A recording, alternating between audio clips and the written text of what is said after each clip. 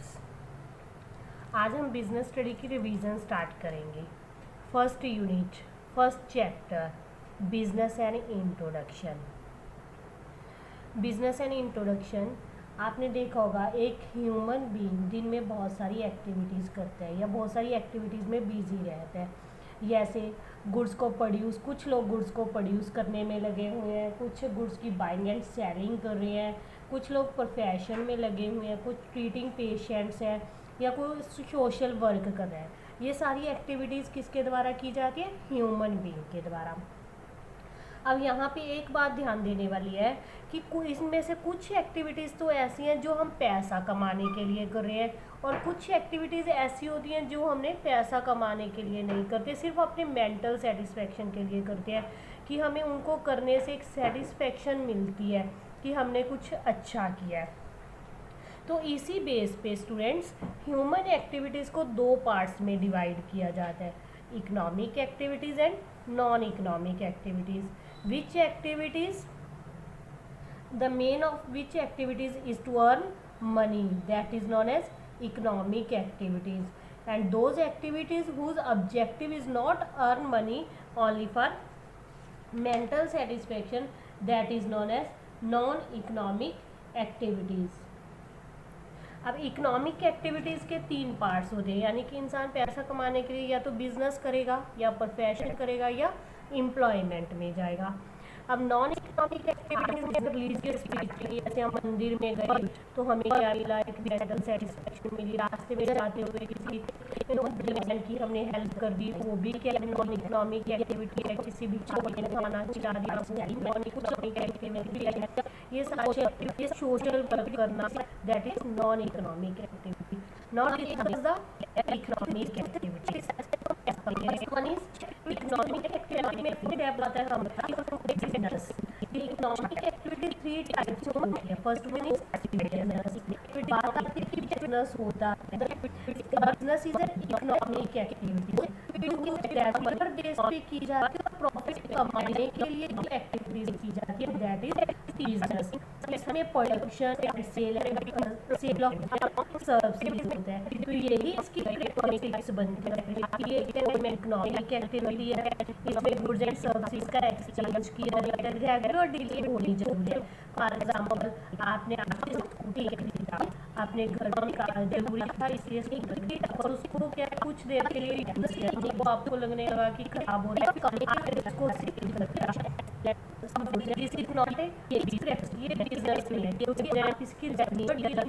अगर आप क्या करते स्कूटर को खरीदा, फिर उसको बेच दिया, फिर क्या किया, नया स्कूटर खरीदा, फिर बेचा, that is not as business. क्योंकि आप प्रॉफिट कमाने के लिए और रेगुलर डीलिंग कर रहे हो, तो ये आपका बिजनेस है। इसका मेन तो प्रॉफिट कमाना होना चाहिए। एक बिजनेस में आ जाइए एलिमेंट ऑफ रिस्क। कोई भी काम करेंगे तो उसमें क्या होते हैं, दोनों रिस्क और प्रॉफिट दोनों साथ साथ जुड़े होते हैं। अगर बिजनेस में प्रॉफिट होने के चांसेस है तो लॉस होने के भी चांसेस होते हैं, दोनों साथ साथ के होते हैं। तो बिजनेस अगर थोड़ी सी भी हम गलती कर देते हैं तो हमारा होल बिजनेस पूरी तरह से डिस्ट्रॉय हो जाता है। इसलिए एलिमेंट ऑफ रिस्क हमेशा बिजनेस में जुड़ा रहता है। Creation of utility, creation of utility means more useful society, their utility is enhanced by the efforts of businessmen. So अब क्या यूटिलिटी क्रिएट करने के लिए कई तरीके, जैसे हम utility of place, utility of form, utility of time and utility of ownership. Utility of place कैसे क्रिएट की जाती है? जब हम एक गुड्स को प्रोडक्शन प्लेस कंजम्पशन प्लेस तक पहुँचा देते हैं तो यूटिलिटी ऑफ प्लेस हमारी क्रिएट होती है। Utility of form is created by changing the size of और form of goods. Utility of time is created by storing and utility of ownership is created by their purchase and sale of goods. ये थे हमारी characteristics of business. अब next हमारी economic activity आती है profession. What is profession? Profession is also economic activity which is conducted by person having some special knowledge and skill, जिसमें कुछ special knowledge and skill होती है, वो क्या कहलाती है, जिस पर्सन में कुछ स्पेशल नॉलेज एंड स्किल है उसके द्वारा जो एक्टिविटी कंडक्ट की जाती है that is known as profession and which is used impartially of the different sections of the society. अब इसकी कैरेक्टरिस्टिक्स क्या है, सर्विस अदर, इसमें क्या दूसरों को सर्विस देना, दूसरों की सेवा करना, ये दूसरों को सर्विस देना ही इसकी मेन कैरेक्टरिस्टिक्स है। एग्रीमेंट और sorry body of special characteristics of profession, first one is body of special knowledge and technique. एक इंसान जो प्रोफेशन में जा रहा है स्पेशलाइज्ड नॉलेज एंड टेक्निक का होना जरूरी है। Establishment of representative association professional association, तो इसकी तीन कैरेक्टरिस्टिक्स आती है। ये must be representative professional association which perform the following important functions to regulate the behaviour of its members, या फिर मेंबर्स के बिहेवियर को रेगुलेट करती है, to regulate entry to profession and to prescribe minimum qualification of its members. And the third characteristics is order of conduct. Order of conduct means persons who are connected with the professions. Yes, highlight the value of honesty, integrity, and morality. The last characteristics of profession priority to services over economic considerations.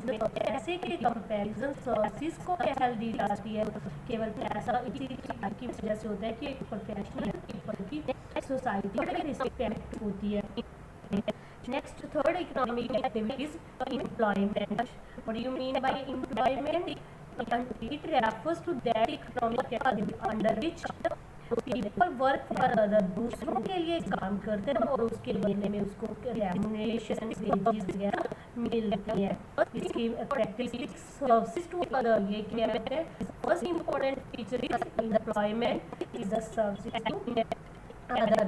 Second one is agreement, ये contract के under उसको contract receive होता है, ये contract permanent temporary या casual हो सकता है। थर्ड वन इज सर्वेंट, वो अपने मास्टर का एक सर्वेंट होता है, इसमें उसको कैपिटल लगाने की जरूरत होती है, पैसा लगाता है, मास्टर लगाता है, उसको सिर्फ क्या करना है, वहाँ पे काम करते हैं, उसके बदले में उसको रेम्युनरेशन दिया जाता है। ऑब्वियस है जब कैपिटल नहीं लगाई तो रिस्क भी नहीं होगा, काम किए तो उसको पैसा मिलेगा। Nature of employ, the employer can be anybody, वो गवर्नमेंट हो सकती है, गवर्नमेंट एंटरप्राइज भी हो सकती है, प्राइवेट ऑर्गेनाइजेशन भी हो सकती है। हमारा आज भी economic and non economic activities, what is the difference between economic and non economic activities, वो भी लिखा जा सकता है। अगर आपको क्वेश्चन आता है बिजनेस प्रोफेशन एंड एम्प्लॉयमेंट में डिस्कस कीजिए तो इजीली आप इनकी हेल्प से आप इजीली इनमें भी डिफरेंस कर सकते हो। ये हमारा आज का topic. Please read this topic from the book page number 14, 15 and 16 carefully and learn this topic. Okay, thank you.